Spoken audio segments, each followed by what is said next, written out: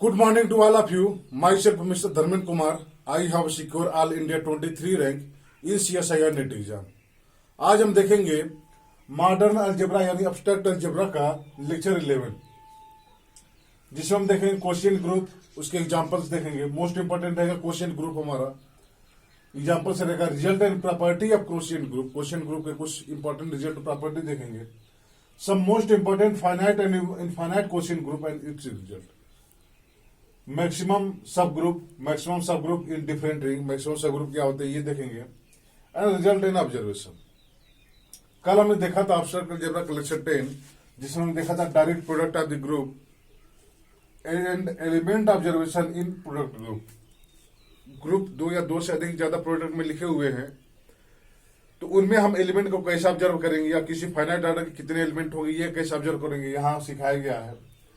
फिर कॉन्जुगेट सब group, self conjugate सब group, normal subgroup in different ring, उसके कुछ इंपॉर्टेंट प्रॉपर्टी, सिंपल ग्रुप, ये सब लेक्चर 10 में हमने देखा. तो आइए हम देखते हैं मॉडर्न अलजेब्रा का लेक्चर 11.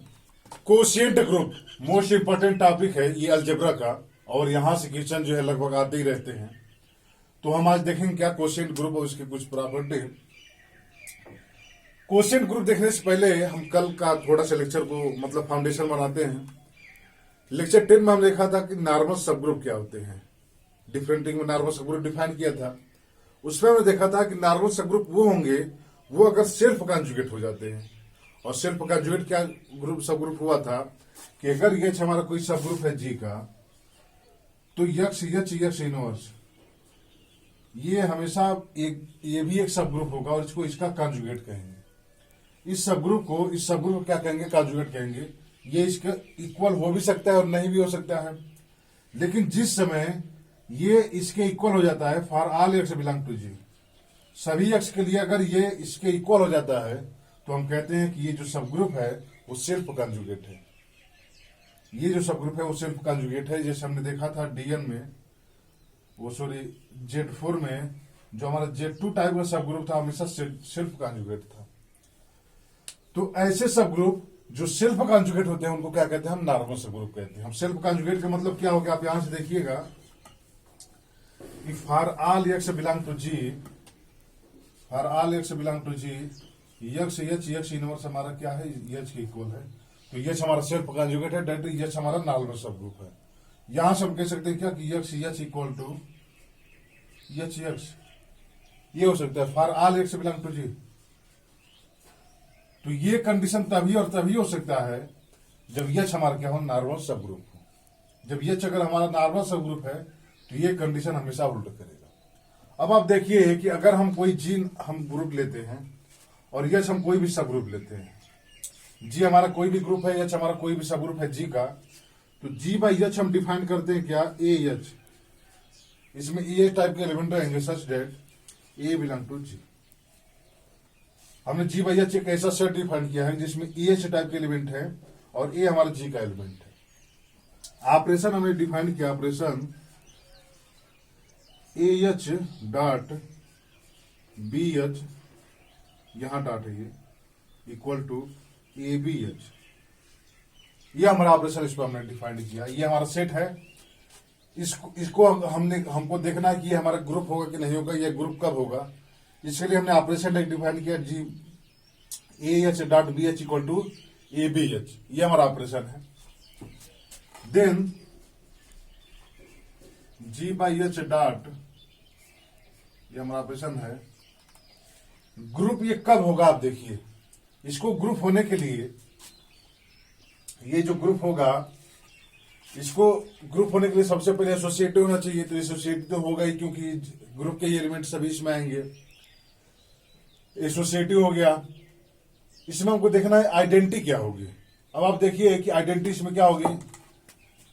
जी का अगर आइडेंटिटी 1 है तो इसमें कौन सा एलिमेंट होगा, जी बाई एच में ई एच होगा जो आइडेंटिटी होगा. ई इसमें क्या है, अगर जी में हमारा ई है तो ये हमारा ई एच आइडेंटिटी होगा इस जी बाई एच का.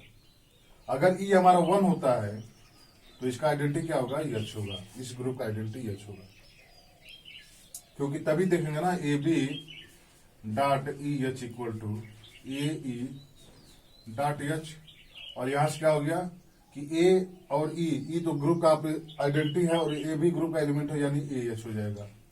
तो ये हमारा क्या हो जाएगा, ये इस ग्रुप का आइडेंटिटी हो जाएगा। अब हमको देखना है कि इसका इनवर्स एलिमेंट एग्जिस्ट कर रहा है कि नहीं। आइडेंटिटी हो गया, एसोसिएटिव हो गया, हमको इनवर्स देखना है कि इसका इनवर्स एलिमेंट इसमें एग्जिस्ट कर रहा है कि नहीं। तो अगर आप देखिए कि अगर हमारा ए एच में है, जी बाई एच में कंटेन है, तो इसका इनवर्स क्या होगा, ए इनवर्स एच होगा, ए इनवर्स एच होगा। अब ये इसमें कब होगा आप देखिएगा, ये इसमें होने के लिए A H into A inverse H, इसको हम देखते हैं ये क्या होता है। तो a H A inverse into H ये हो जाएगा। अब आप देखिएगा कि हमको ए इनवर्स को इधर लाना है या ए को उधर लाना है। ए इनवर्स को इधर लाने के लिए हमारा क्या होना चाहिए, H A inverse equal to A inverse H, या ए को उधर लाने के लिए A H equal to H A होना चाहिए।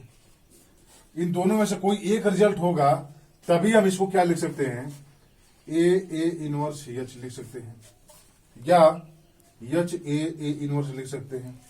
ये हमको लिखने के लिए या तो ये कंडीशन होना चाहिए या तो ये कंडीशन होना चाहिए, और इन दोनों में अगर कोई भी कंडीशन हो गया, ये तभी और तभी हो सकता है जब एच हमारा क्या हो, नॉर्मल सबग्रुप हो। हमने यहां देखा है कि एच अगर हमारा नॉर्मल सबग्रुप होता है तभी ये कंडीशन होता है, इसके अलावा और कोई सबग्रुप इस कंडीशन नहीं होगा। तो यहां से ये होने के लिए नॉर्मल सबग्रुप होना पड़ेगा, या ये होने के लिए क्या होना पड़ेगा, नॉर्मल सबग्रुप होना पड़ेगा।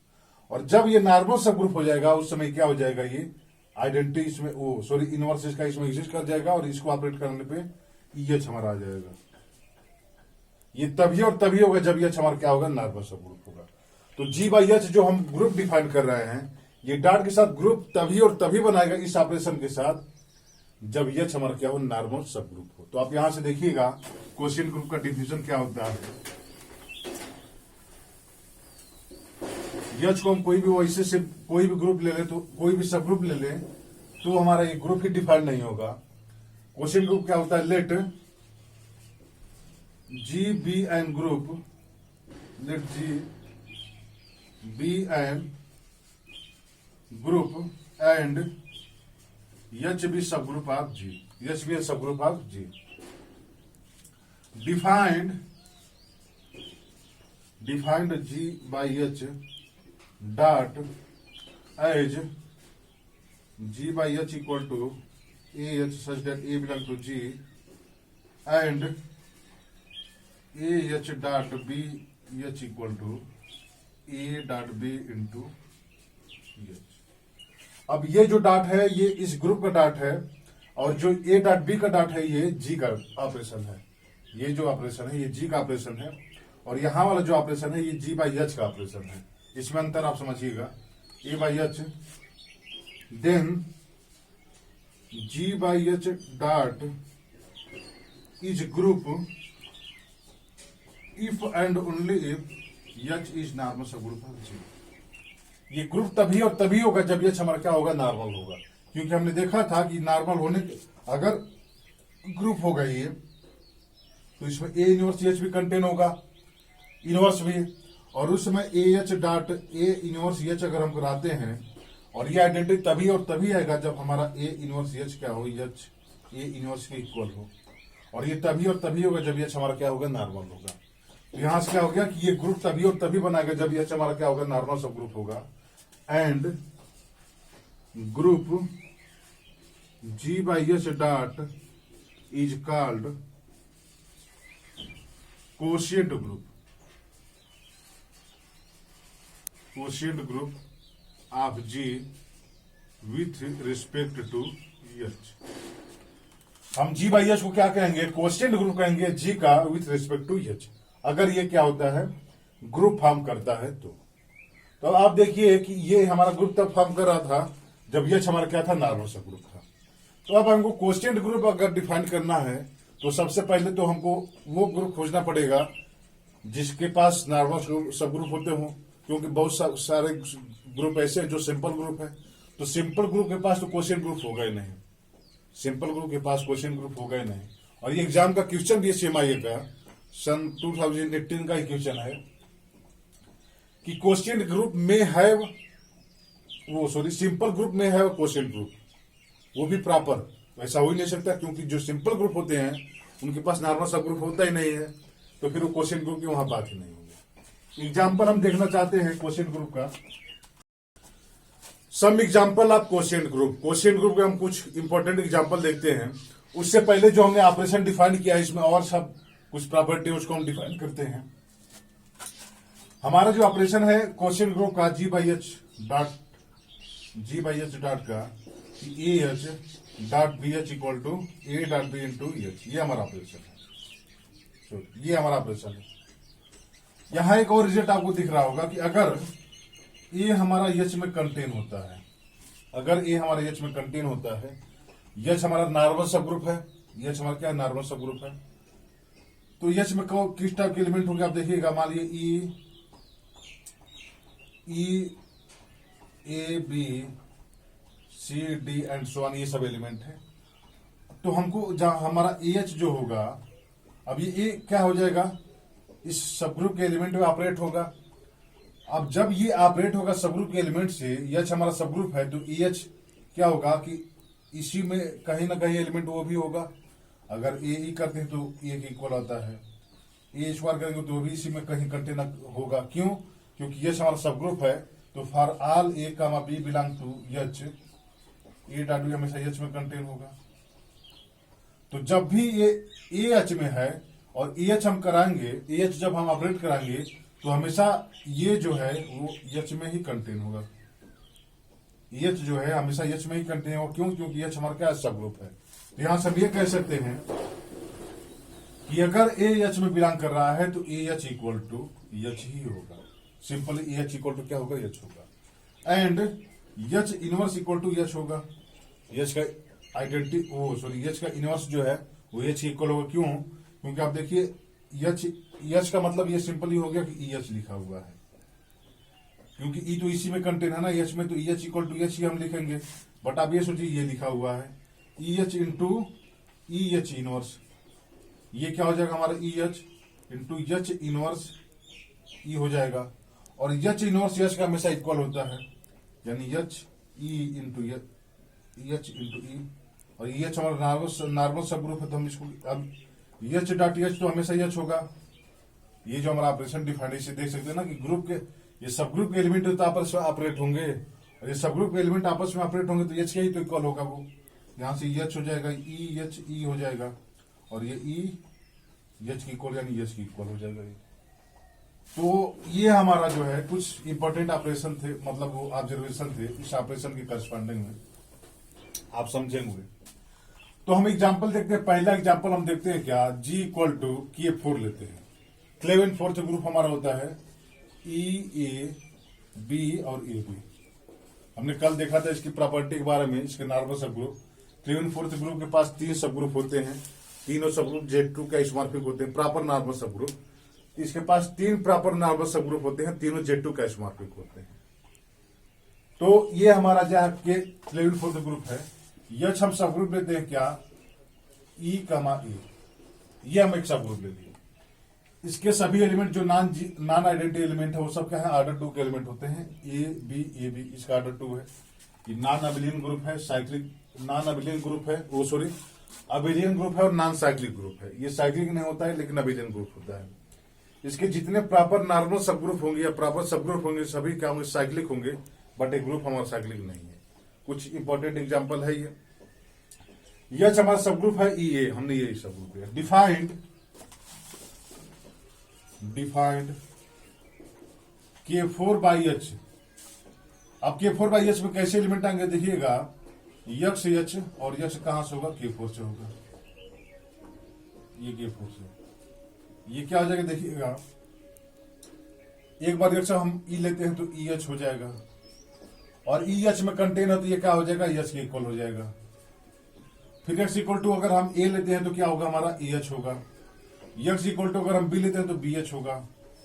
X equal to A B लेते हैं तो ए बी एच होगा, ए बी एच होगा। ये इसमें सब ग्रुप ये हमारा सेट हो, जी बाई एच जो हमारा सेट है इसमें ये एलिमेंट होंगे। बट ये जो देखिए कि एच हमारा सब ग्रुप है, इसमें ई और ए दोनों कंटेन है, यानी जो हमारा ए एच है वो किसके इक्वल हो जाएगा, सिंपली एच के इक्वल हो जाएगा। यानी ये हमारा जो ए एच है, ए एच जो हमारा है वो किसके इक्वल हो जाएगा, ए एच हमारा एच के इक्वल हो जाएगा। तो यहां से देख सकते हैं आप कि इसको क्या लिख सकते हैं, इसको भी एच लिखेंगे, यानी सेट में केवल एक ही एलिमेंट होगा एच। ये हमारा जो है K4/H में एक हमारा एच होगा, एक बी एच होगा और एक ए बी एच होगा।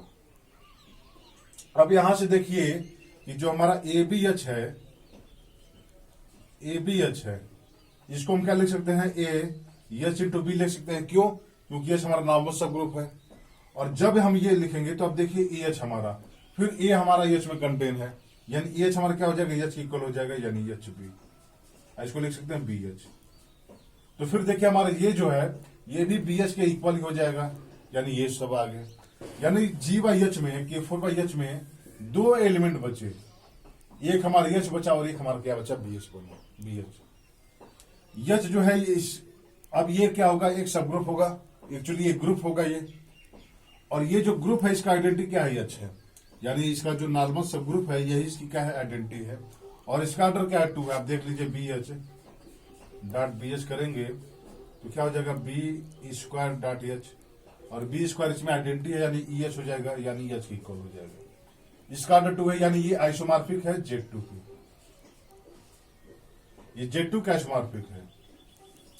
तो K4/H हमने देखा क्लेवेंट फोर्थ ग्रुप में, तो इसका आइसोमॉर्फिक है, Z2 का आइसोमॉर्फिक है, इसमें एच और बी एच एलिमेंट आएंगे। सिंपली आप यहाँ ए से बी अगर हटाते हैं तो यहाँ एच आ जाएगा, ए बी यहाँ करते हैं तो फिर दूसरा सब ग्रुप आएगा।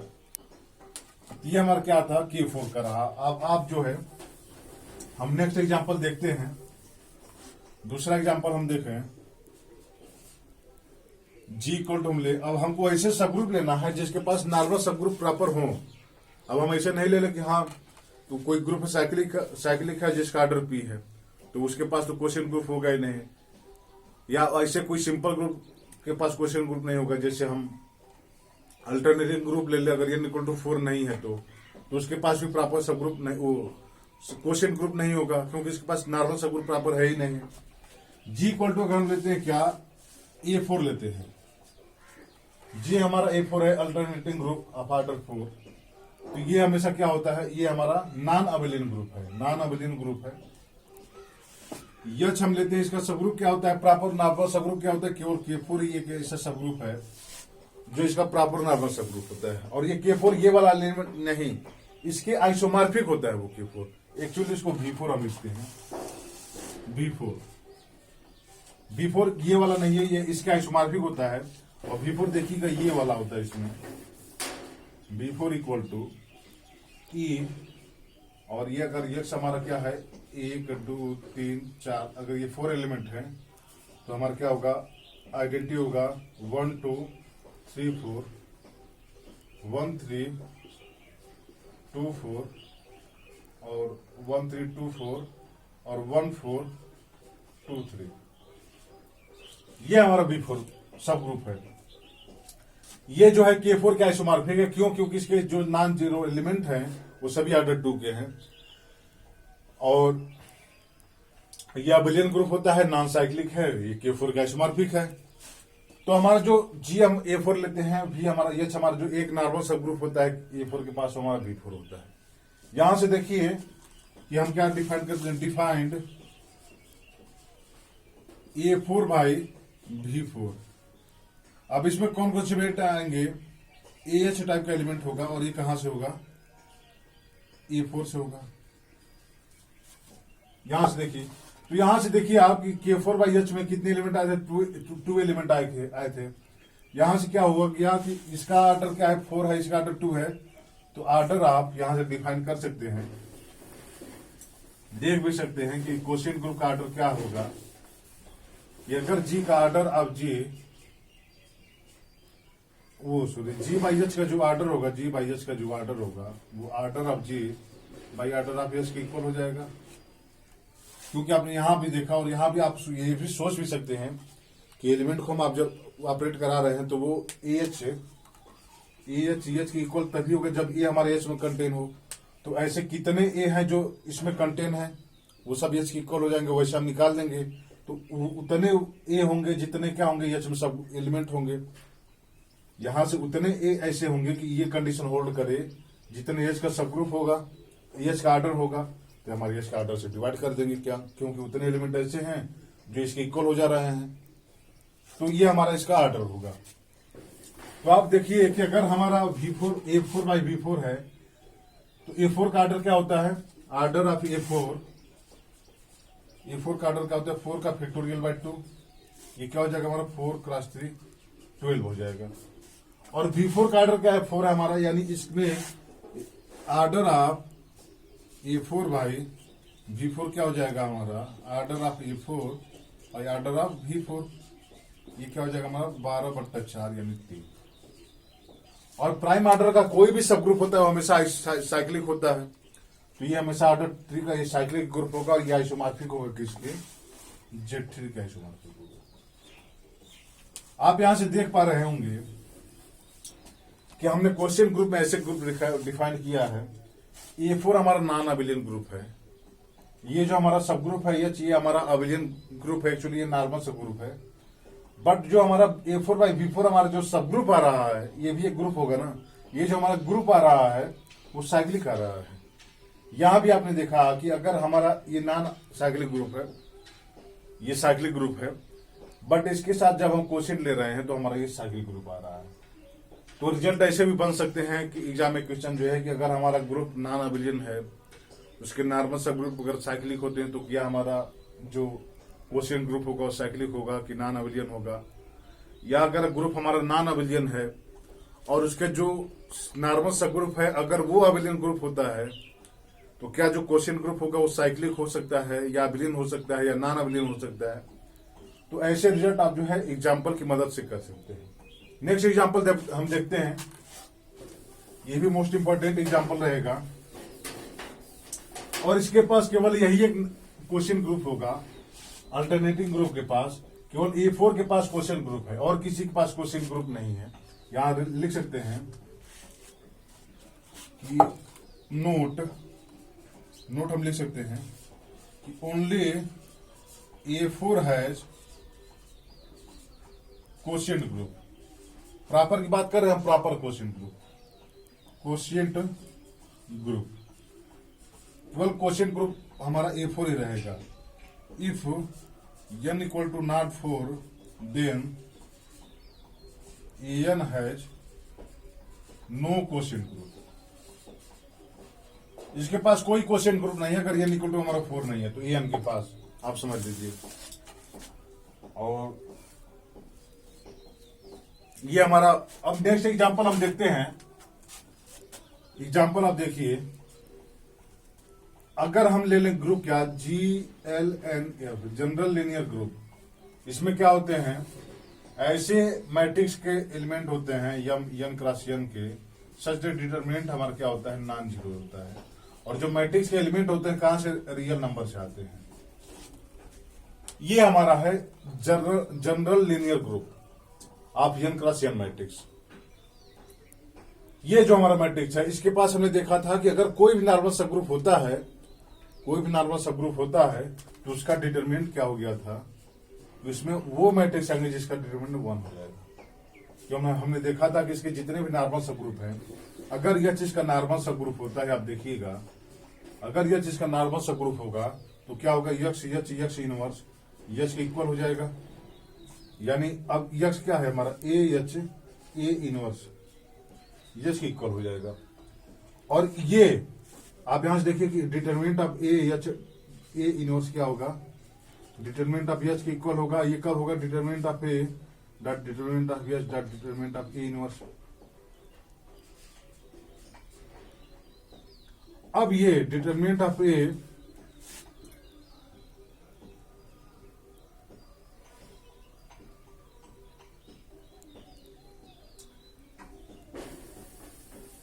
देखा था कि अगर यच हमारा कोई भी नॉर्मल सब ग्रुप होता है इसका, अगर यच हमारा इसका क्या होता है, नॉर्मल सब ग्रुप होता है, तो क्या होगा उस समय कि ए इनवर्स हमेशा एच में कंटेन होगा, for all H belong to H, और ये तभी होगा जब डिटरमिनेंट हमारा क्या हो, 1 हो जाए।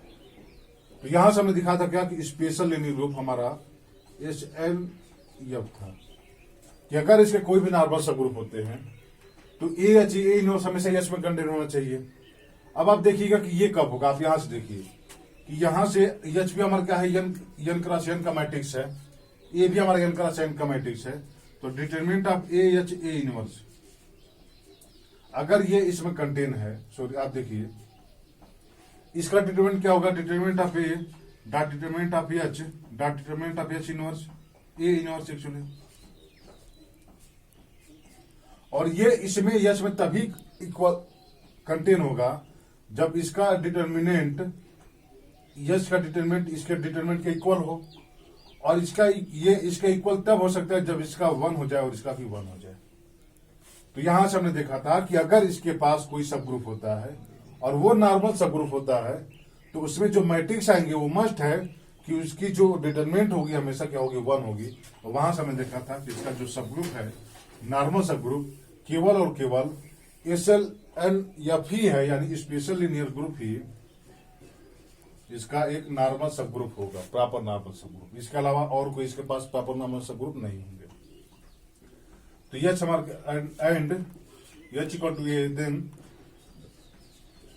H is normal subgroup of ji.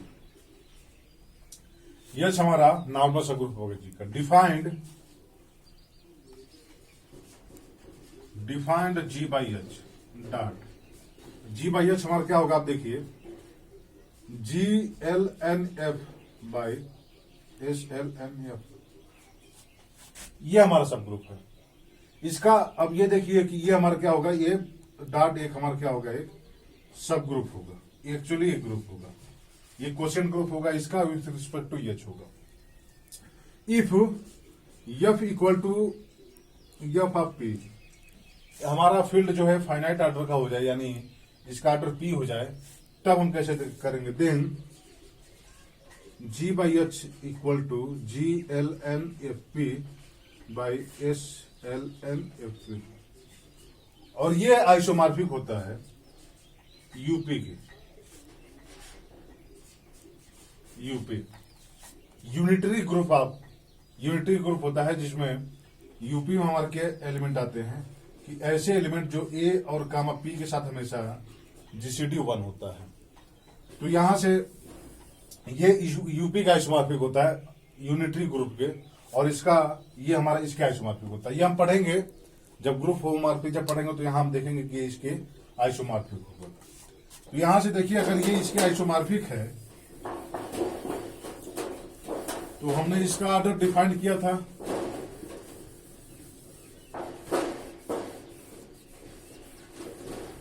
Then यहां से देख सकते हैं, सॉरी,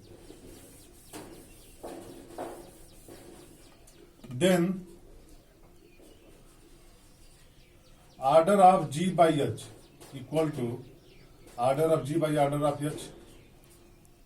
यहां से क्या हो जाएगा, order of GLNFP by order of SLNFP equal to order of UP यहां एन था, यूपी एन। इसका ऑर्डर हमेशा P-1 होता है, यूनिटी ग्रुप का ऑर्डर P-1 होता है अगर यहां प्राइम नंबर हो तो। यहां ये प्राइम नंबर है, फील्ड का ऑर्डर प्राइम होता है, तो हमेशा ये यूपी मतलब आप फाई या पी समझिए ना। ऐसे एलिमेंट जो पी के साथ GCD 1 है, तो ऐसे एलिमेंट जो जी के साथ GCD 1 होता है, अगर पी हमारा प्राइम है तो ऑर्डर फाइव फंक्शन क्या होता है, P-1 होता है। तो इसका ऑर्डर क्या होगा, P-1। एक्चुअली ये जो ग्रुप होता है ये इसी का ZP का एक सब ग्रुप होता है, बट यही है कि ये प्लस के साथ ग्रुप बनाता है, बट जो यूपी हमारा होता है यूनिटरी ग्रुप वो हमेशा डॉट के साथ ग्रुप बनाता है। एलिमेंट इसी के एलिमेंट इसमें आते हैं, ये डॉट के साथ ग्रुप बनाता है। इसका जो ऑर्डर होता है फाई या पी के इक्वल ही होता है, इसका जो ऑर्डर होगा वो फाई या पी का ऑर्डर फाइव फंक्शन के इक्वल होता है। ये कभी कभी साइक्लिक होता है, कभी कभी नॉन साइक्लिक होता है। ये साइक्लिक कब होता है, जब यहाँ पी हमारा प्राइम हो जाए या पी हमारा प्राइम का स्क्वायर हो जाए। तो हमारा ये साइक्लिक होता है, अन्यथा वो हमेशा क्या होता है, नॉन साइक्लिक ग्रुप होता है। दैट इज अगर पी की वैल्यू हमारी क्या हो जाती है 2 4 3 एंड सो ऑन, पी का स्क्वायर अगर हो जाए ऐसे, तो हमारा ये जो होता है वो साइक्लिक ग्रुप होता है। अब जैसे ये पूछ दे कि U10 साइक्लिक है कि नहीं है, तो साइक्लिक नहीं है, क्यों? क्योंकि इस फॉर्म का नहीं लिखा हुआ है। ये साइक्लिक तभी होगा जब इस फॉर्म के एलिमेंट होंगे, मतलब पी वाला ये। तो आप ये देखिए, ये आप यूनिटरी ग्रुप के बारे में हम डिस्कशन करेंगे, बट आप भी थोड़ा पढ़िएगा इसके बारे में, यूनिटरी ग्रुप के बारे में, और बताएंगे तो हम यूनिटरी ग्रुप के बारे में पूरा डिस्कशन कर भी सकते हैं। इसका ऑर्डर P-1 होगा, आप यहां से देखिए। और इसका ऑर्डर हमने डिस्कशन किया था कि इसका ऑर्डर क्या होता है, P की पावर n -1, P की power n - P and so on, P की पावर n - P की पावर n - 1। इसका ऑर्डर होता है इस जनरल लीनियर ग्रुप का बाय ऑर्डर ऑफ SLN-FP, और ये किसके इक्वल होगा, P-1 के इक्वल हो जाएगा। यहां से देखिएगा कि ऑर्डर ऑफ SLN-FP का जो ऑर्डर होगा क्या होगा हमारा, P की पावर n -1, P की power n - P and so on, P की पावर n P की पावर n -1 बाई P-1। ये हमारा स्पेशल लीनियर ग्रुप का क्या होगा, ऑर्डर होगा। वैसे इसका जनरल मेथड नहीं है कि आप इसका ऑर्डर फाइंड आउट कर लें, जैसे हमने इसका फाइंड आउट किया था कि एक बार हमको नॉन सिंगुलर मैट्रिक्स लाना है, तो अगर हम एक बार चूज करते हैं एक एलिमेंट को, तो कितनी पॉसिबिलिटी है कि वो नॉन सिंगुलर होने के लिए एक एलिमेंट को कितनी पॉसिबिलिटी है चूज करने की। तो वहां से हमने देखा था कि P की पावर n है, बस उसमें जीरो भी कंटेन है, तो उसमें जीरो हमने माइनस किया था। बट जो दूसरा आया था उसमें P एलिमेंट इधर आ गए थे, तो उसको माइनस करना पड़ा था, क्योंकि किसी मैट्रिक्स में अगर रो या कॉलम सेम हो जाते हैं तो मैट्रिक्स का डिटरमिनेंट हमेशा जीरो होता है, और जिस मैट्रिक्स का डिटरमिनेंट जीरो होगा सिंगुलर मैट्रिक्स होगा। तो यानी इस रो में P एलिमेंट कंटेन आ गए हैं, तो यानी P को हमको माइनस करना पड़ेगा। अब P को हमने माइनस किया, तो अगले में देखा कि इसमें P और इसमें P स्क्वायर एलिमेंट कॉमन आ गए, मतलब इसमें P एलिमेंट आ गए, इसमें P एलिमेंट आ गए हैं, तो P स्क्वायर हमको माइनस करना पड़ा है। तो ऐसा हमने इसका फाइंड आउट किया था ऑर्डर, और जब यहां से हमने देखा कि अगर ये इसका आइसोमॉर्फिक है तो इसका ऑर्डर क्या होगा, ये होगा। ये हमारा दूसरा एग्जांपल था। आप तीसरा एग्जांपल भी देख सकते हैं, और ये मोस्ट इंपोर्टेंट एग्जांपल है। इसके पास केवल यही एक क्वेश्चन ग्रुप होगा और जिसका ऑर्डर ये होगा। तो एग्जाम में अगर कभी ये जाए कि GLN-FP के पास जो क्वेश्चन ग्रुप होगा, क्वेश्चन ग्रुप वो किसका आइसोमॉर्फिक होगा, तो यूनिटरी ग्रुप यूपी का आइसोमॉर्फिक होगा। उसका इसका जो ऑर्डर होगा P-1 होगा, वहां से स्पेशल लीनियर ग्रुप का ऑर्डर भी आप फाइंड आउट कर सकते हैं। नेक्स्ट एग्जांपल अगर हम देखें, आप देखिए, तो अगर हम G लेते हैं, क्या अगर G ले लें हम Q8 क्वार्टेरियन ग्रुप, तो आप देखिए इसमें कौन कौन से एलिमेंट आए थे, +-1 +-I +-J +-K। ये क्वार्टेरियन ग्रुप है, ये नॉन अबेलियन ग्रुप है, बट इसके पास जितने सब ग्रुप है सभी नॉर्मल सब ग्रुप है। ये नॉन अबेलियन ग्रुप है। हमने देखा था अबेलियन साइक्लिक ग्रुप में कि अगर ग्रुप हमारा अबेलियन होता है या साइक्लिक होता है, तो उसके जो जितने सब ग्रुप थे वो सब सिर्फ कॉन्जुगेट सब ग्रुप थे, दैट इज सब नॉर्मल सब ग्रुप थे। बट ये एक ऐसा नॉन अबेलियन ग्रुप है जिसके सभी सब ग्रुप क्या है, नॉर्मल सब ग्रुप है, जिसके सभी सब ग्रुप क्या है, नॉर्मल सब ग्रुप है। तो इसके पास कितने सब ग्रुप थे जो नॉर्मल सब ग्रुप थे, आप देखिएगा। एक तो हमारा क्या है, ये चोन हम देखें तो ये +-1 जो हमारा है, ये भी एक सब ग्रुप होगा, ये नॉर्मल सब ग्रुप होगा। ये H2 हमारा क्या है, +-1 और +-I। ये H3 हम डिफाइन कर सकते हैं +-1 +-J। ये S4 हम डिफाइन कर सकते हैं +-1 +-K एंड सो ऑन।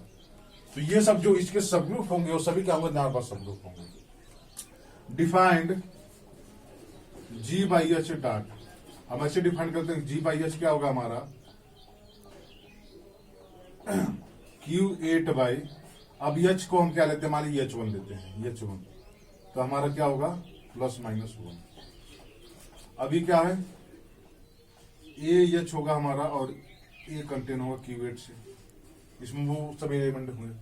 तो order of Q8 by H1 का ऑर्डर क्या होगा हमारा 8 बाई, इसका ऑर्डर 8 है, अब बाई इसका ऑर्डर 2 है, यानी 4 होगा।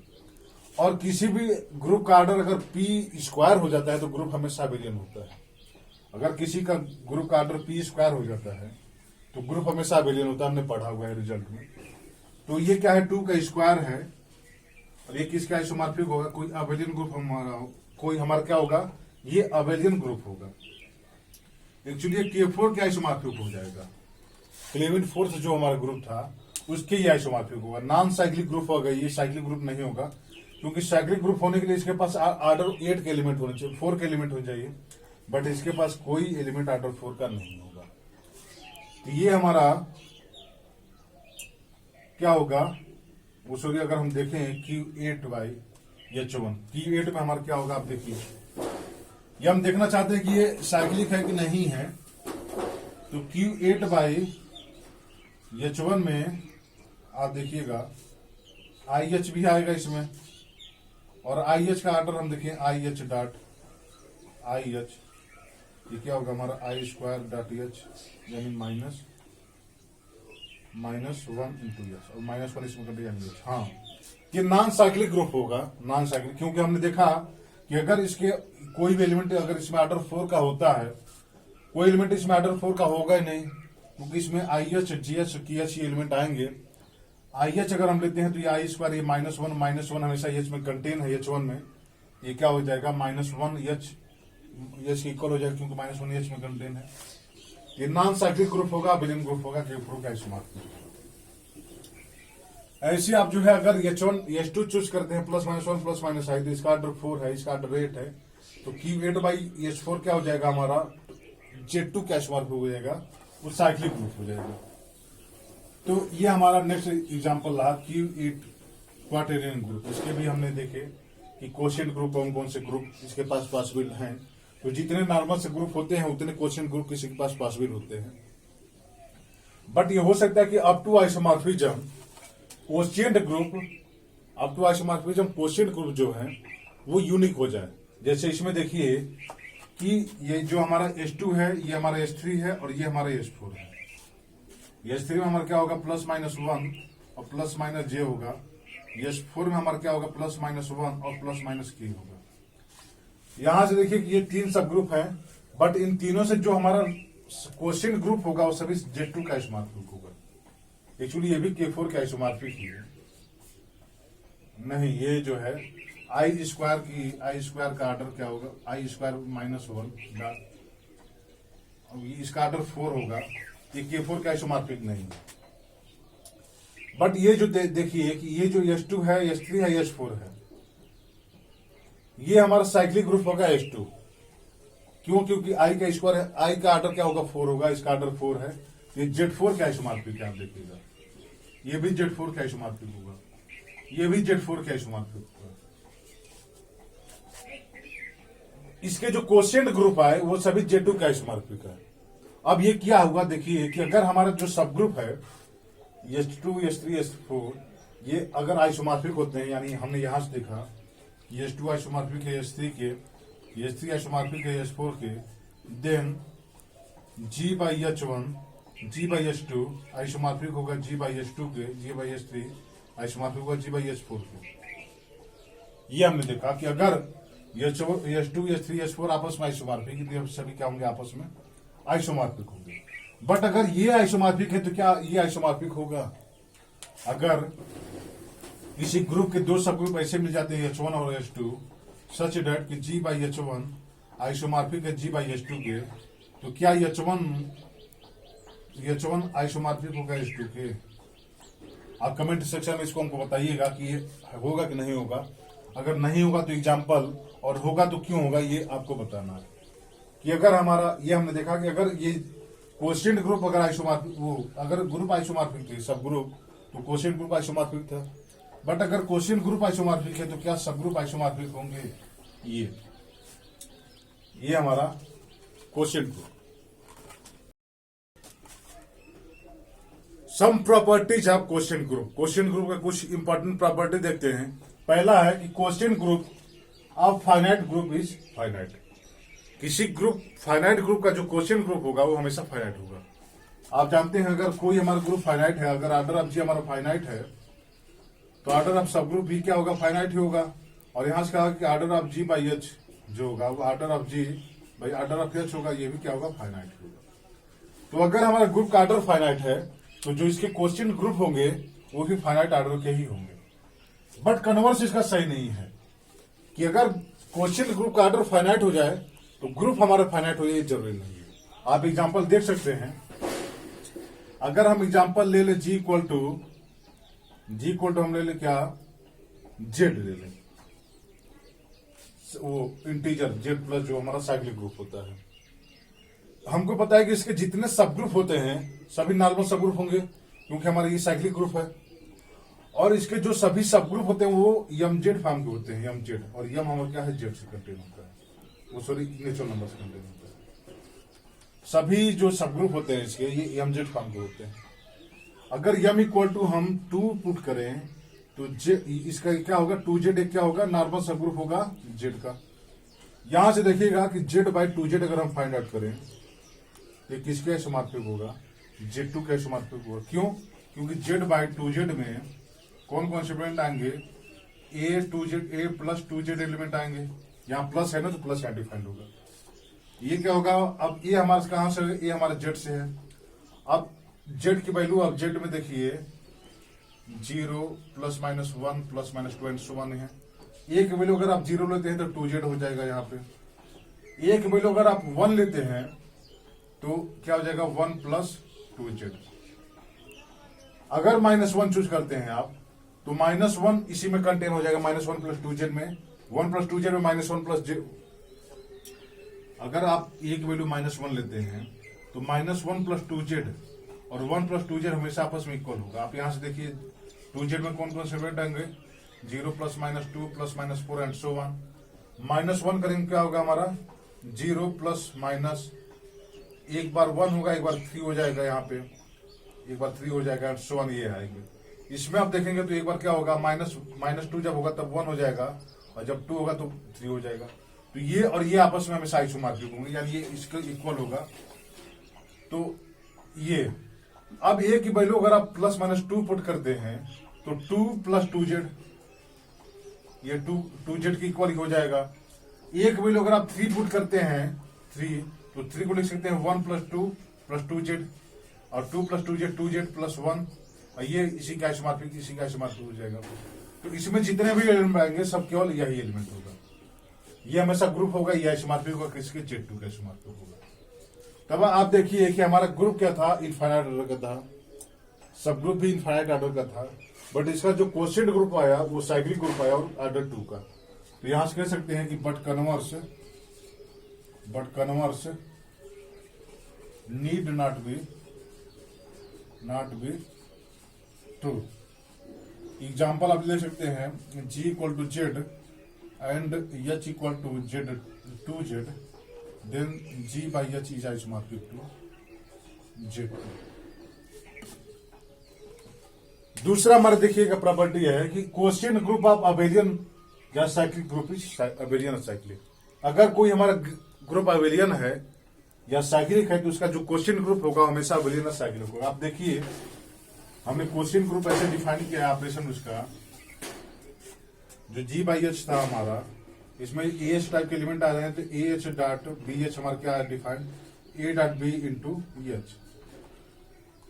अब आप देखिए कि अगर हमारा ग्रुप अबेलियन होता है तो अबेलियन होगा तो यहां से क्या होगा, AB इक्वल टू BA होगा।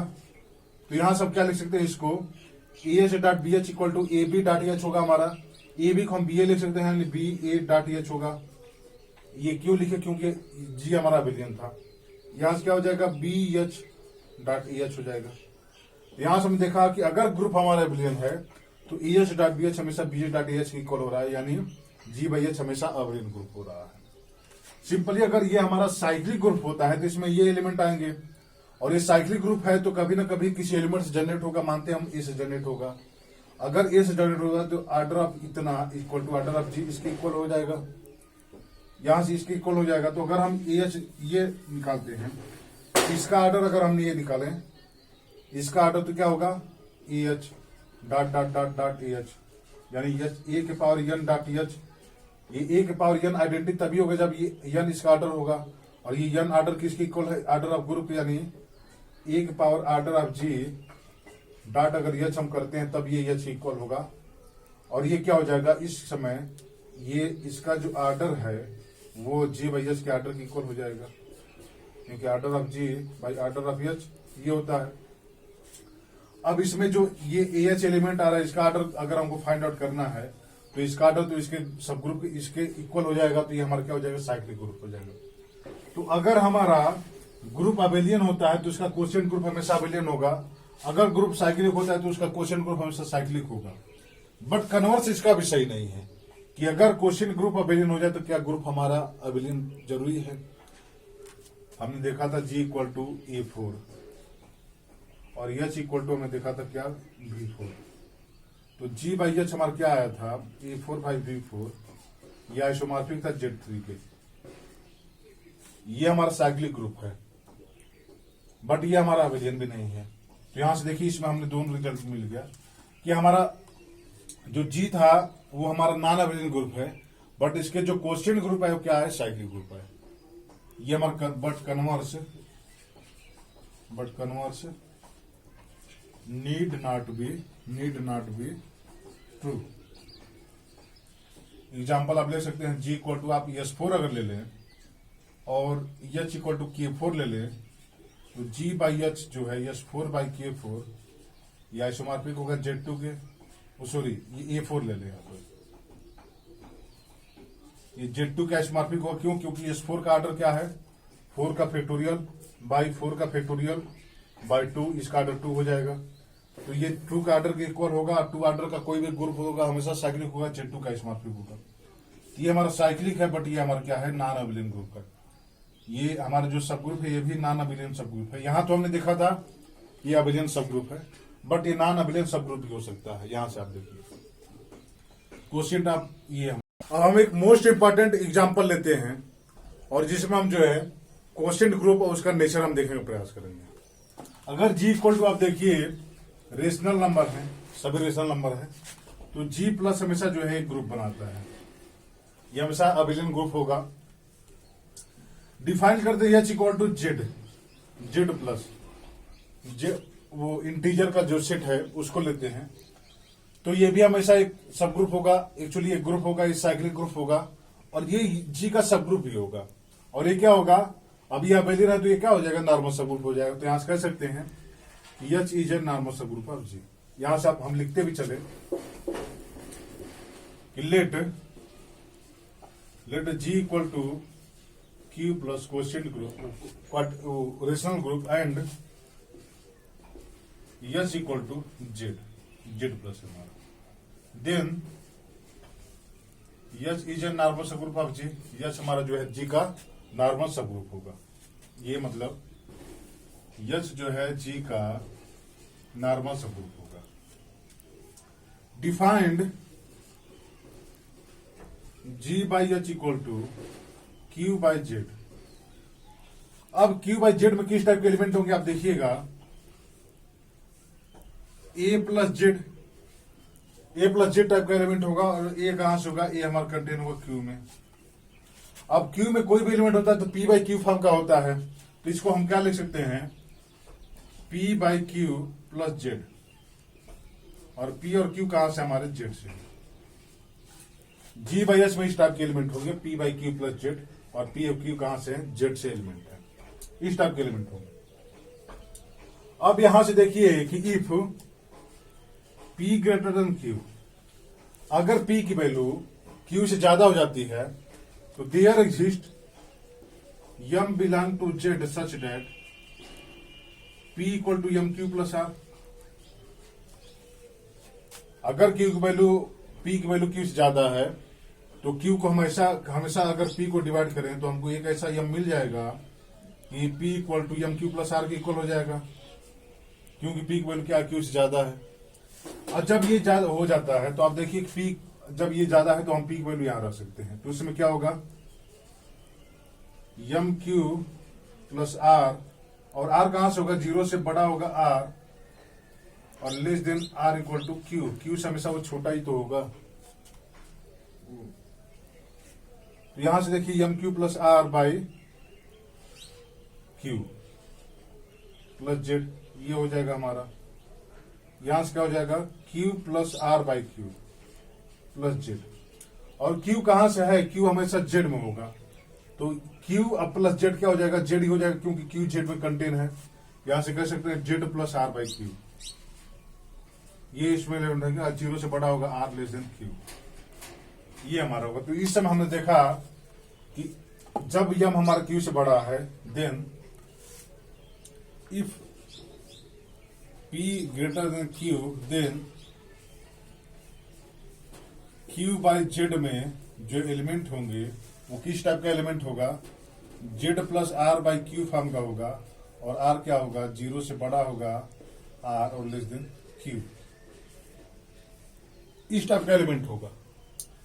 अब यहां से देखिए कि और ऑपरेशन तो हमारा ये है कि अगर हम कोई भी एलिमेंट लेते हैं, जैसे अगर हम A1 एलिमेंट है तो Z plus R by Q, ये हमारा होगा। इसको R1 हम चेंज कर दें, क्यू A2 ले ले क्या, Z plus R2 by Q, sorry ये हमारा क्यू यहां होगा, तो A1 प्लस A2 हमारा क्या हो जाएगा, Z plus R1 plus R2 by Q, ये हमारा हो जाएगा। तो यहां से हम ये देख रहे हैं कि क्यू बाई जेड हमेशा किस फॉर्म का हो गया, Z plus R by Q form का हो गया, आर हमारा जीरो से लेके और क्यू के बीच में वेरी कर रहा है। अब आप देखिए एक नोट, अगर यक्स हमारा कोई भी एलिमेंट है तो यक्स किस टाइप का एलिमेंट होगा, Z plus R by Q form का होगा। यक्स हमारा कोई भी अगर एलिमेंट है, यक्स कह सकते हैं क्या है, P Q by Z form का एलिमेंट है, तो ये इस फॉर्म का होगा, Z plus R by Q form का होगा। अगर पी क्यू से बड़ा है तो ये इस फॉर्म का होगा, और पी क्यू से छोटा है तभी भी इस फॉर्म का होगा। क्यों, क्योंकि जब पी क्यू से छोटा है तो हम पी को अगर आर लेते हैं तो हमारा क्या हो जाएगा, आर बाई क्यू हो जाएगा, और जीरो से बड़ा है आर लेस देन क्यू। तो जब क्यू से छोटा है तो हम पी को आर ले लिए तो वही इसी फॉर्म का तो होगा, Z plus R by Q form का होगा। और जब बड़ा होगा तब हमको एक ऐसा यम मिल जाएगा कि हम जेड को पी को लिख सकते हैं एम क्यू प्लस आर, और वहां से हमारा फिर यही रिजल्ट मिल जाएगा। तो यहां से कह सकते हैं कि अगर P हमारा Q ये हो जाएगा, and also for in general, क्योंकि अब कोई भी आप आर लीजिए, कोई भी P लीजिए, अगर P Q से बड़ा है तब तो ये हो गया, और P अगर Q से छोटा है तो हम R को ही अगर P चूज कर ले तो फिर यही हो जाएगा। तो यहां से जो है ये सभी केस में ये होगा हमारा। अब ये अगर हमारा कोई एलिमेंट है तो ये इसी फॉर्म का होगा, Z plus R by Q form का, और आर कहां से होगा आप देखिएगा, आर जो है जीरो से बड़ा होगा और लेस देन क्यू होगा, ये हमारा होगा, ये क्यू है ये वाला।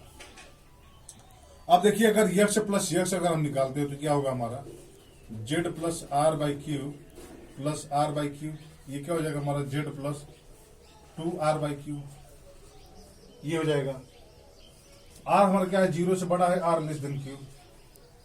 तो अगर क्यू, अब देखिएगा अगर if 2r equal to Q हो जाता है, अगर ऐसा हो जाता है कि 2r की वैल्यू अगर क्यू के इक्वल हो जाती है या क्यू के मल्टीपल में हो जाती है, आर यम क्यू हो जाती है और यम हमारा जेड से है, मतलब क्यू के मल्टीपल में हो जाए या तो क्यू की इक्वल हो जाए, तो उस समय क्या हो जाएगा, 2r by Q equal to क्या हो जाएगा, या तो यम हो जाएगा, यम कहां से होगा, जेड से होगा।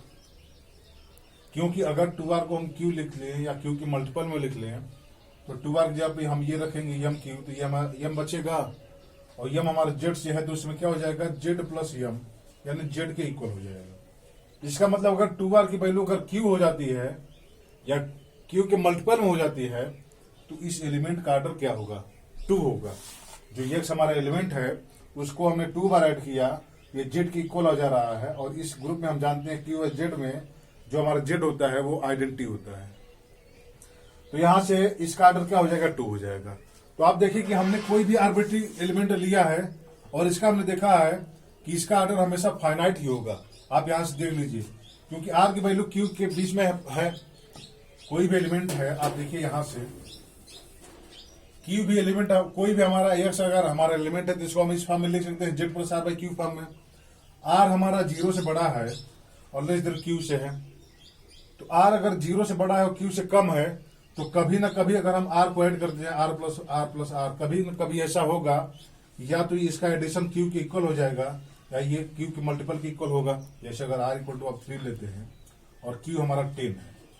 तो आप देखिए 3 + 3 ये 9 होगा, +3 एंड सो ऑन ऐड करते जाएंगे।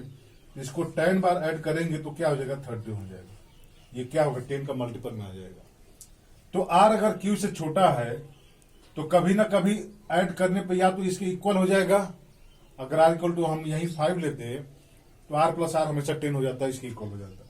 तो कभी ना या तो इसके इक्वल होगा या इसके मल्टीपल के इक्वल होगा, ये कभी ना कभी होगा। और जब जिस समय ऐसा हो जाएगा वही जितनी टाइम ऐड करने के बाद ये होगा, वही इस एलिमेंट का क्या हो जाएगा, आर्डर हो जाएगा। तो हमने देखा कि कोई भी आर्बिट्रेरी एलिमेंट हमने लिया इसका जेड प्लस वो क्यू बाई जेड का, तो उसका आर्डर क्या है, फाइनाइट है। तो यहां से आप नोट लिख सकते हैं। नोट हमारा है कि every element of Q by Z is finite order.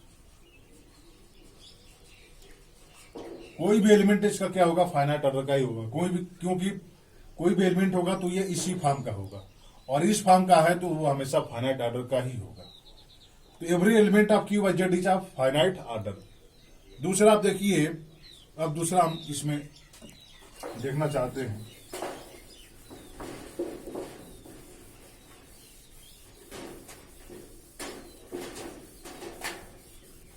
दूसरा, if x belong to q by z such that x equal to z plus 1 by n है।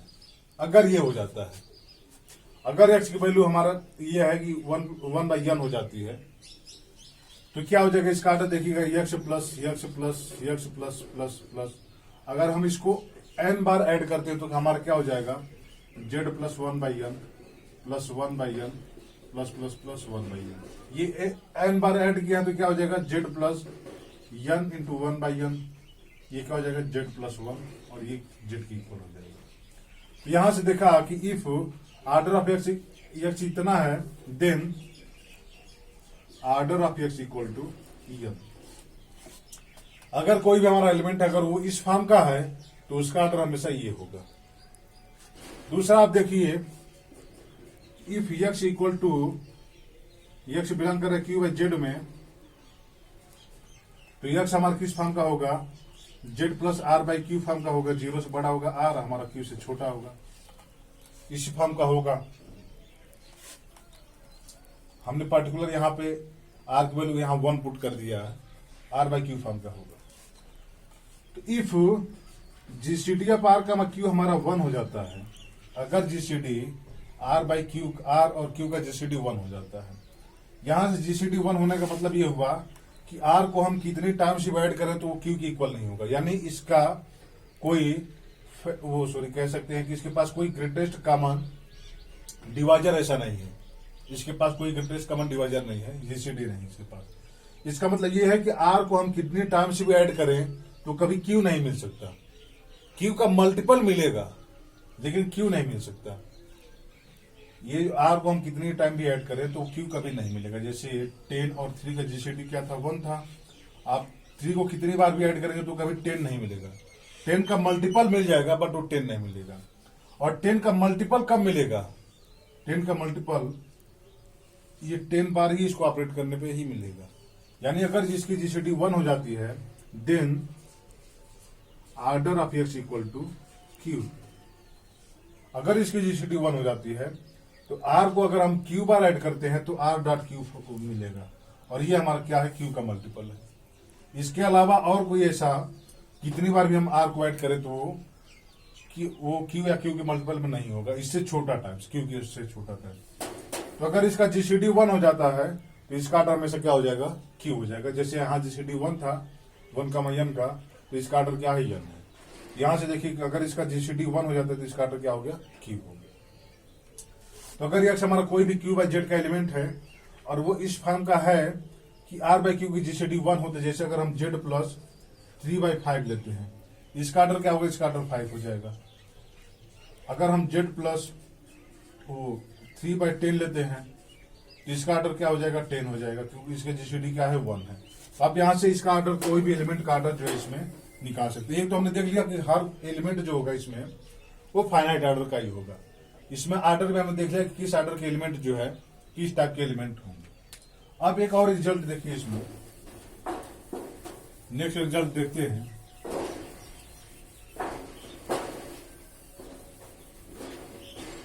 Next, if x belong to q by z such that order of x हमारा क्या है, n है। अगर x हमारा q by z का element है और जिसका ऑर्डर n है, तो अगर x इसका एलिमेंट है तो ये किस फॉर्म का होगा, x हमारा किस फॉर्म का होगा, z plus r by Q form का होगा, 0 से बड़ा होगा, r लेस देन q, इसी फॉर्म का होगा। अब ये कह रहा है कि इसका ऑर्डर क्या है, n है। तो आप यहां से देखिएगा कि x plus x plus plus x, इसको कितनी बार ऐड किए हैं, n बार, क्योंकि इसका ऑर्डर n है तो n बार ऐड करने पे आइडेंटिटी आ जाएगा, यानी ये z के इक्वल हो जाएगा। अब इसमें देखिए कि x प्लस इसको हम ये z plus r by Q plus r by Q plus r by Q plus plus plus r by Q, ये कितनी बार है, n टाइम्स है, यानी z plus n r by Q, ये हो जाएगा। ये ऑपरेशन होता है ना कि a plus H plus b plus H, हम इसको लिखेंगे क्या, a plus b plus H. तो यहां से ये ही हमने ऑपरेट किया है। यहाँ जो जेड या ये जो जेड ये सब्जेक्ट थे उसको हमने एक ही बार लिखा है, ये हमारा ये Z plus N R by Q, ये जेड के इक्वल है क्योंकि इसका ऑर्डर एन है। ये जेड के इक्वल तभी होगा जब एन आर बाई क्यू हमेशा जेड में कंटेन हो जाए, क्योंकि ए प्लस एच के इक्वल तभी होता है जब ए एच में कंटेन होता है। तो अगर ये जेड के इक्वल तब होगा जब एन आर बाई क्यू क्या है, जेड में कंटेन हो जाए। अब यहां से देखिएगा, इंप्लाई ये करेगा कि एन आर बाई क्यू किस में कंटेन होगा, जेड में कंटेन होगा। यहां से कह सकते हैं there is M belong to Z such that N R by Q equal to, ये एन आर यम होगा, क्योंकि ये जेड में कंटेन होगा तो हमको एक ऐसा इंटीजर मिलेगा, इसके इक्वल हो जाएगा। यहां से हम देख सकते हैं क्या कि R by Q equal to क्या होगा हमारा, यम बाई एन फॉर्म के देख सकते हैं। तो यहां से देखिए तब हमारा क्या हो जाएगा एलिमेंट हमारा, अगर हम यहां लिखना चाहें तो यहां क्या हो जाएगा, इंप्लाई करेगा क्या कि X equal to Z plus, और आर बाई क्यू को हम क्या लिख सकते हैं, यहां से देखिए यम बाई एन, इस फॉर्म का हम लिख सकते हैं। अगर कोई भी हमारा एलिमेंट है जिसका ऑर्डर एन है तो वो एलिमेंट इस फॉर्म का होगा। हमने देखा कि इस फॉर्म को अगर इसका ऑर्डर एन है तो इस फॉर्म में हम कन्वर्ट कर सकते हैं कि Z plus M by N form का होगा। इसका ऑर्डर क्या है, एन है, इसका ऑर्डर क्या है, एन है। आप देखिएगा तो ये हमारा नाउ यक्स प्लस प्लस ऐसे एन टाइम्स ऐड किए हैं तो क्या होगा हमारा, Z plus M by N plus वो सॉरी ये नहीं, इसका ऑर्डर क्या है, एन है, ये इस फॉर्म का है। अगर हम इसको आप देखिएगा कि अगर हम इसको एम बार ऑपरेट करते हैं तो मतलब इसको हम क्या लिख सकते हैं, Z plus one by N plus Z plus one by N plus plus plus plus Z plus one by N, ये एम टाइम्स लिख सकते हैं।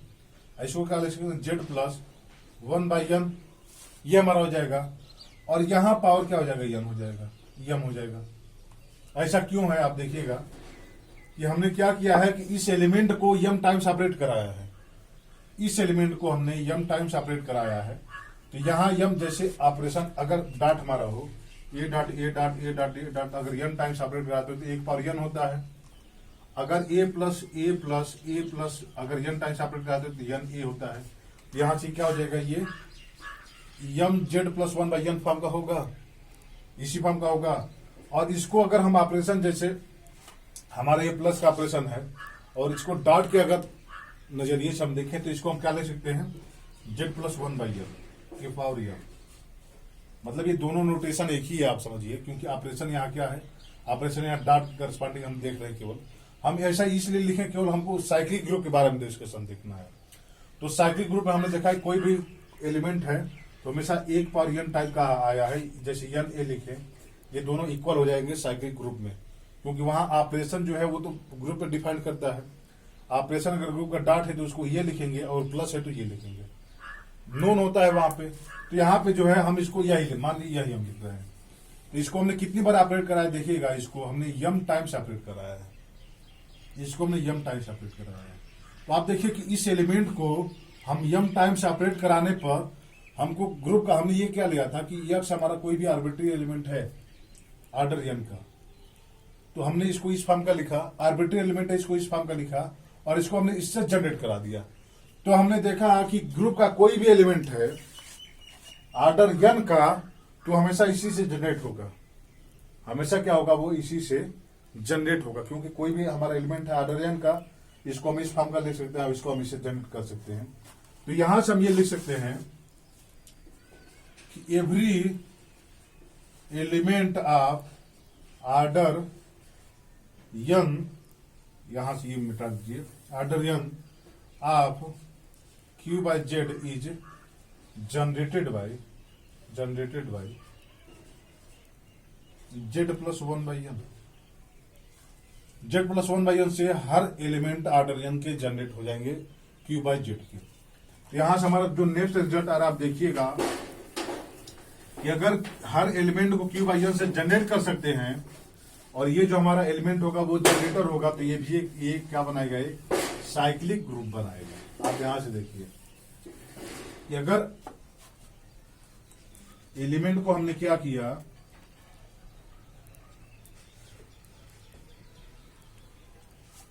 सॉरी मैं थोड़ा वो, तो आप यहां से देखिए कि अगर कोई भी हमारा एलिमेंट है ऑर्डर एन का, तो हमने उसको इससे जनरेट कर दिया। तो यहां से ये कह सकते हैं कि हर एलिमेंट ऑर्डर एन का इससे जनरेट हो सकता है, और किसी भी एलिमेंट से जनरेट हो हमेशा साइक्लिक सब ग्रुप होता है, साइक्लिक ग्रुप होता है। यहां से नोट लिख सकते हैं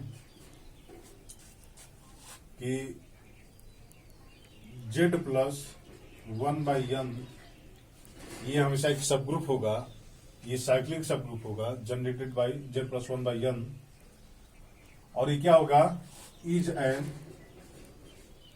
cyclic group of order n and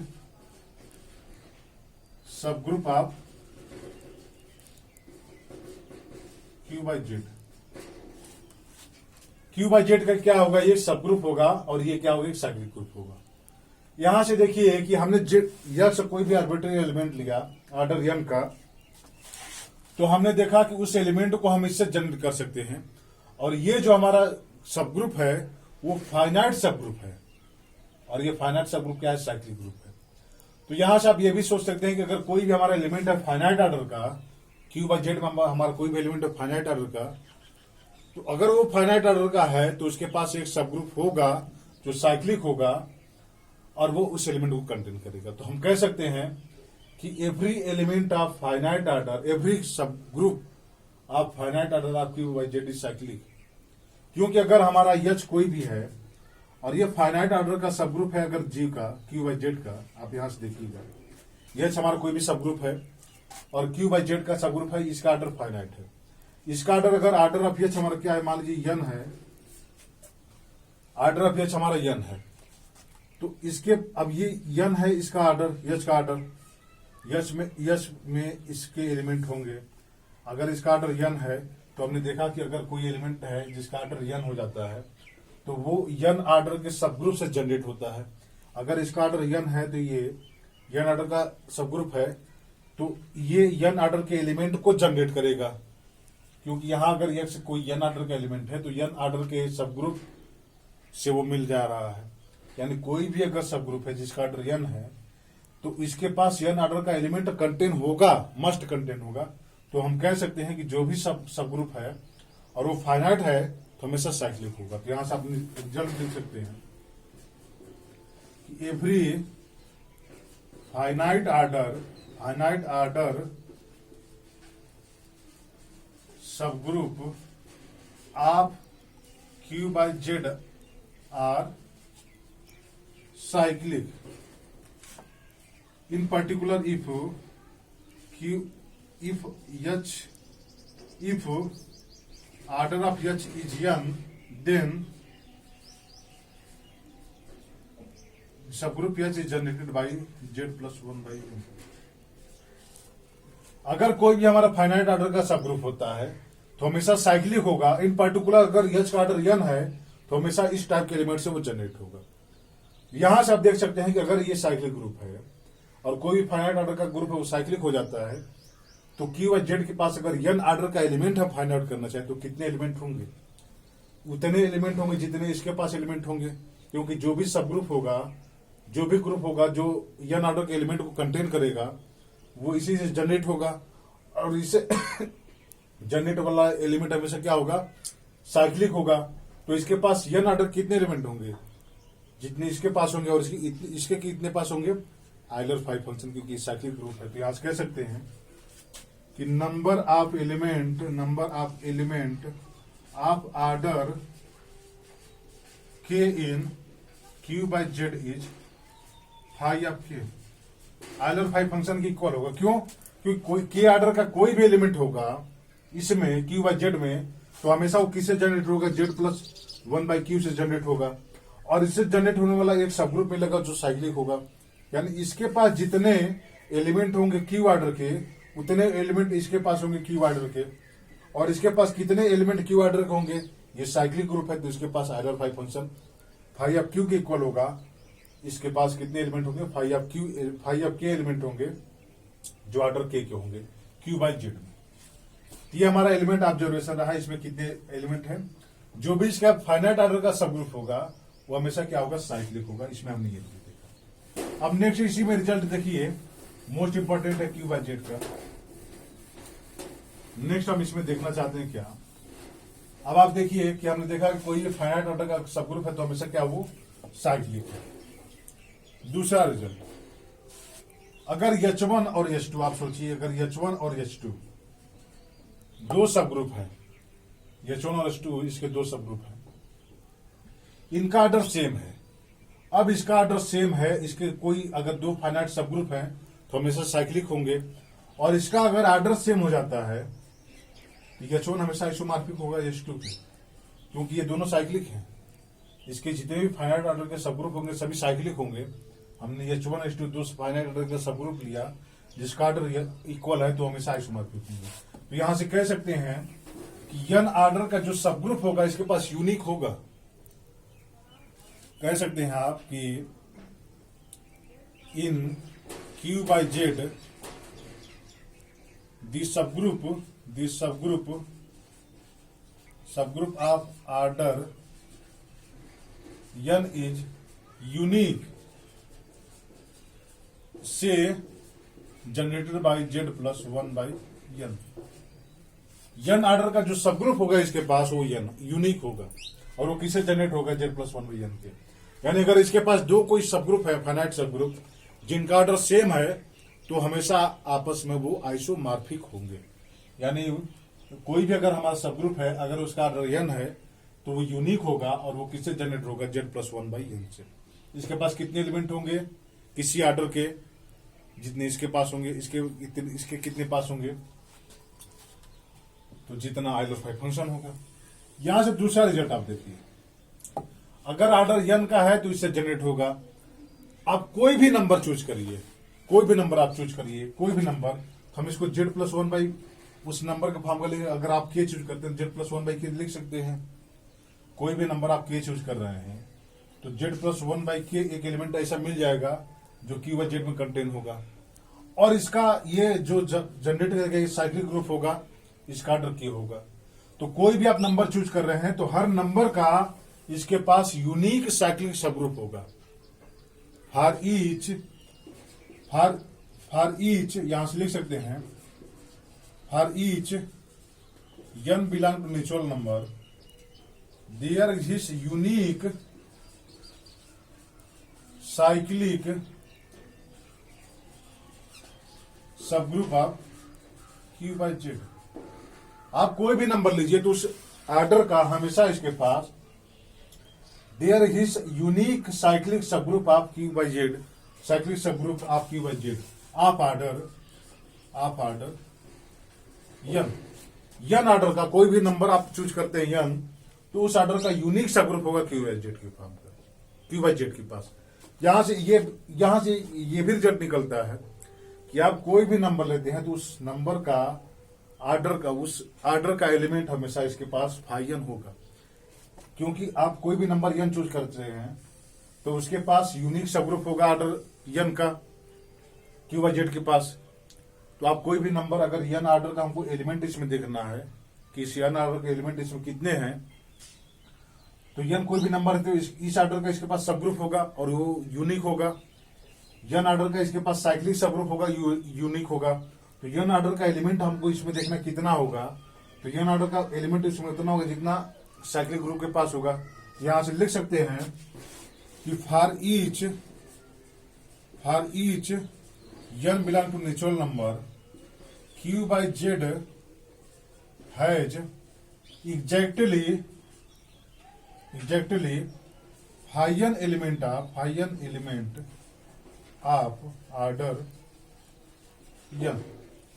अगर कोई भी आप नेचुरल नंबर चूज करते हैं तो क्यू बाई जेड के पास हमेशा फाइयन एलिमेंट ही आर्डर यन के होंगे, क्योंकि अगर कोई भी यन चूज करते हैं तो उस आर्डर का साइक्लिक सबग्रुप मिलेगा जो यूनिक होगा और इसके पास जितने एलिमेंट होंगे आर्डर यन के उतने ही एलिमेंट होंगे क्यू बाई जेड के पास। तो इसके पास कितने एग्जैक्टली होंगे यन फाइयन एलिमेंट होंगे एग्जैक्टली, तो क्यू बाई जेड के पास हमेशा फाइयन एलिमेंट होंगे हर यन के लिए इसके पास फाइयन एलिमेंट होंगे क्यू बाई जेड के पास। तो यहां से आप देखिए कि क्यू बाई जेड हमारा क्या है, क्यू हमारा इनफाइनाइट ग्रुप है, जेड हमारा इनफाइनाइट ग्रुप है। बट ये हमने देखा कि इसके जितने भी सब ग्रुप हैं अगर वो फाइनाइट होते हैं तो हमेशा वो साइक्लिक होंगे, अगर वो फाइनाइट होते हैं तो हमेशा साइक्लिक होंगे। अगर और यहां से एक रिजल्ट ये भी है कि अगर वो साइक्लिक होंगे तो फाइनाइट ऑर्डर के ही होंगे। आप ये भी रिजल्ट देख सकते हैं कि अगर इसके कोई भी सब ग्रुप है अगर वो साइक्लिक होते हैं तो उनको फाइनाइट ऑर्डर का ही होना पड़ेगा, क्योंकि अगर वो साइक्लिक होते हैं, आप यहां से देखिएगा नेक्स्ट रिजल्ट हम देखना चाहते हैं।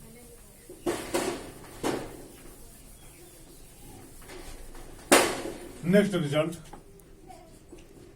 If H is an subgroup of Q by Z, ये नॉर्मल होगा ना, such that H is cyclic.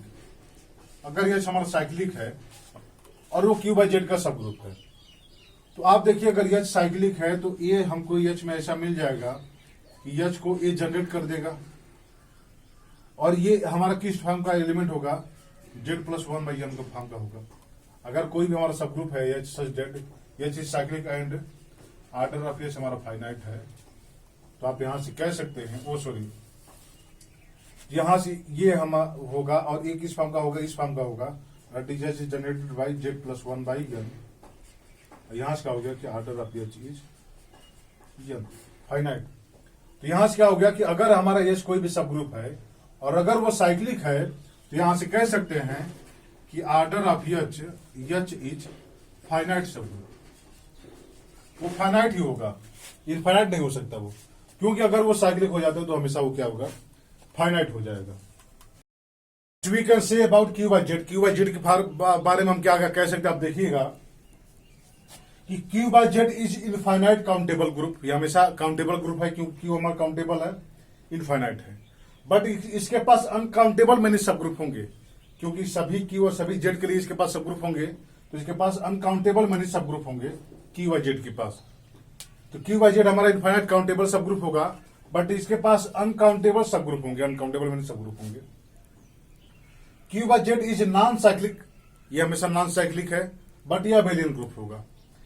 Every finite generated सब group of Q by Z is cyclic. हमने देखा था कोई भी हमारा सब ग्रुप है अगर वो फाइनाइट जनरेट है तो हमेशा वो क्या था, साइक्लिक था। अगर वो साइक्लिक था तो फाइनाइट जनरेट था। For each n belong to n there is exactly phi n element of order n. किसी भी एलिमेंट के लिए फाइयन एलिमेंट एग्जैक्टली उसमें एन आर्डर का एलिमेंट होगा।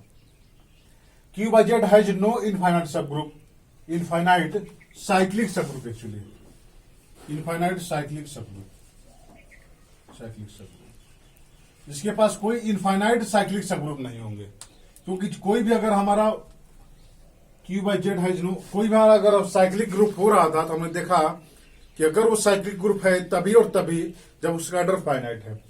तो अगर इसका आर्डर इनफाइनाइट हो जाता तो नॉन साइक्लिक ग्रुप होगा, और वहां से हम कह सकते हैं कि उसके पास कोई इनफाइनाइट साइक्लिक ग्रुप नहीं होगा। इसके पास अनकाउंटेबल मेनी सब ग्रुप होंगे। वो सब क्या होंगे? नॉन साइक्लिक सब ग्रुप होंगे। ये सब uncountable many non cyclic subgroup इसके पास होंगे। और जो साइक्लिक सब ग्रुप होंगे ऑर्डर एन के, वो यूनिक सब ग्रुप होगा ऑर्डर एन का। अगर हम इसका एक एलिमेंट देखना, एक सब ग्रुप देखना चाहें ऑर्डर इनफाइनाइट ऑर्डर का, हमने तो फाइनाइट ऑर्डर का सब ग्रुप देख लिया। नोट आप देखिए, नोट हम लेते हैं H equal to Z plus P by Q के पावर आर। सॉरी, हम देख ले एक बार। P by Q power R. P और क्यू कहां से हैं? जेड से हैं। आर हमारे कहां से? जेड से। तो ऑर्डर ऑफ एच हमारा क्या हो जाएगा? देखिएगा, इनफाइनाइट हो जाएगा। ऑर्डर ऑफ एच हमारा क्या हो जाएगा? इनफाइनाइट हो जाएगा। And H is non cyclic सब ग्रुप। एच हमारा नॉन साइक्लिक सब ग्रुप है ऑर्डर इनफाइनाइट का। ऐसे इसके पास कितने सब ग्रुप होंगे आप देखिए, पी क्यू आर की जितनी पॉसिबिलिटी है, और ये अनकाउंटेबल मैंने इसके पास सब ग्रुप होंगे। ये हमारा काउंटेबल सब ग्रुप है।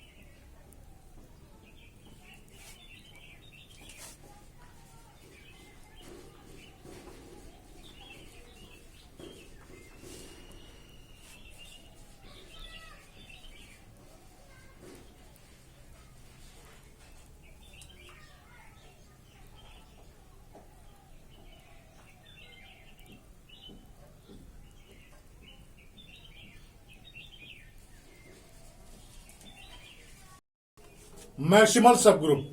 अब हम मैक्सिमल सब ग्रुप के बारे में देखते हैं। Let H be normal subgroup of G. H हमारा कोई नॉर्मल सब ग्रुप है जी का। Then H is called maximal subgroup of G. H को हम जी का मैक्सिमल सब ग्रुप तब कहेंगे, या मैक्सिमल या मैक्सिमम दोनों कह सकते हैं, if G has no any proper normal subgroup. अगर जी के पास ऐसा कोई प्रॉपर नॉर्मल सब ग्रुप नहीं है, having H as a proper subgroup, कि जो एच को प्रॉपर सब ग्रुप के फॉर्म में कंटेन करे, तो हम इस एच को इस ग्रुप का मैक्सिमल या मैक्सिमम सब ग्रुप कहेंगे। एच को हम ग्रुप का मैक्सिमम सब ग्रुप तब कहेंगे जब जी के पास ऐसा कोई भी प्रॉपर नॉर्मल सबग्रुप ना हो जो एच को एज ए सबग्रुप के कंटेन करे। जैसे अगर जी इक्वल टू हम S4 लेते हैं और एच इक्वल टू हम क्या लेते हैं A4 लेते हैं, और एक H1 हमारा ये और के लेते हैं हम क्या V4 लेते हैं, तो आप देखिएगा कि अगर हम H सब ग्रुप ये लेते हैं A4 लेते हैं तो A4 इसका क्या नॉर्मल सब ग्रुप है।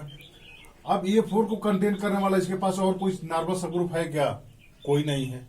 A4 को कंटेन करने वाला इसके पास कोई नॉर्मल सब ग्रुप नहीं है S4 के पास। तो H हमारा क्या है? H is maximum subgroup of S4। H हमारा A4 का क्या होगा? मैक्सिमम। वो सॉरी A4 हमारा S4 का मैक्सिमम सब ग्रुप होगा। अब अगर हम K इक्वल टू V4 लेते हैं तो आप देखिएगा कि V4 इसका नॉर्मल सब ग्रुप है, बट V4 को कंटेन करने वाला A4 एक ऐसा नॉर्मल सब ग्रुप है S4 के पास कि V4 इसका भी क्या है? सब ग्रुप है। तो V4 इसका मैक्सिमम सब ग्रुप नहीं है। यहां से कह सकते हैं कि V4 is not maximum subgroup of S4। ये हमारा एग्जाम्पल एक हो गया। अगर G इक्वल टू हमारे S4 है तो A4 जो हमारा है वो हमेशा इसका मैक्सिमल होगा, बट V4 इसका मैक्सिमल नहीं। तो एग्जाम्पल आप देख सकते हैं, ये example G equal to S4 then H is A4 is maximal होगा, but V4 is not maximal. ये मैक्सिमल नहीं होगा। एग्जाम्पल आप ऐसे फाइंड आउट कर सकते हैं कि ऐसे कौन कौन से एग्जाम्पल और होंगे। एक इसका रिजल्ट है, आप देखिएगा, थ्योरम कहता है, थ्योरम है, मोस्ट इंपॉर्टेंट थ्योरम है कि let G be an group and H be an normal subgroup of G, then H is maximal subgroup of G if and only if G by H is simple group। Result हमारा ये कह रहा है कि अगर हमारा किसी कोई भी ग्रुप है, H इसका नॉर्मल सब ग्रुप है, तो H इसका मैक्सिमम सब ग्रुप तभी और तभी होगा जब G by H हमारा क्या हो जाए? सिंपल हो जाए। अगर H हमारा नॉर्मल सब ग्रुप है तो H मैक्सिमल तब होगा जब G by H हमारा सिंपल हो जाए, या अगर G by H हमारा सिंपल हो जाता है तो H हमेशा इसका क्या होगा? मैक्सिमम सब ग्रुप होगा।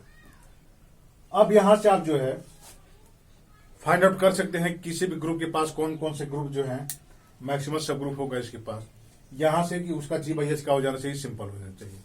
जैसे अगर हम एग्जाम्पल लें, यहां से एग्जाम्पल लीजिए, अगर G इक्वल टू हम कीवर्ड लेते हैं तो इसके पास हमने H1 H2 H3 H4 देखा था, प्रॉपर सब ग्रुप थे जो नॉर्मल थे। H1 हमारा +-1 है, ये +-1 और +-i है, ये +-1 और +-j है, और ये हमारा +-1 और +-k है। ये है, ये हमारा ये है, ये है और ये है। ये हमारा सब ग्रुप है। तो अब हमको इसको देखना है कि इसके पास मैक्सिमम सब ग्रुप है कि नहीं। मैक्सिमम सब ग्रुप तब होगा जब इसका कोशिएंट ग्रुप अगर हम उसके साथ निकालते हैं तो हमेशा सिंपल है। तो अगर हम H2 चूज करते हैं, आप H1 देखिएगा, H1 अगर हम लेते हैं तो G by H1 हमारा क्या हो जाएगा? ये 4 का ऑर्डर का होगा। ये हमारा K4 का आइसोमॉर्फिक है, K4 का आइसोमॉर्फिक है, ये हमारा सिंपल नहीं है, नॉट सिंपल। यहां से कह सकते हैं क्या कि H1 इज नॉट मैक्सिमल, क्योंकि ये मैक्सिमल तभी होगा जब ये हमारा क्या हो जाए? सिंपल हो जाए। अगर हम H2 लेते हैं तो आप देखिएगा कि G by H2 हमारा क्या आता है? Q8 by H2 हमारा 2 ऑर्डर का एलिमेंट आएगा, और 2 ऑर्डर का एलिमेंट हमेशा सिंपल होता है, तो ये इसका क्या हो जाएगा? मैक्सिमल सब ग्रुप हो जाएगा। ये भी इसका मैक्सिमल सब ग्रुप हो जाएगा, इसका ये भी मैक्सिमल सब ग्रुप हो जाएगा। तो यहां से एक रिजल्ट और ये भी दिख रहा है आपको,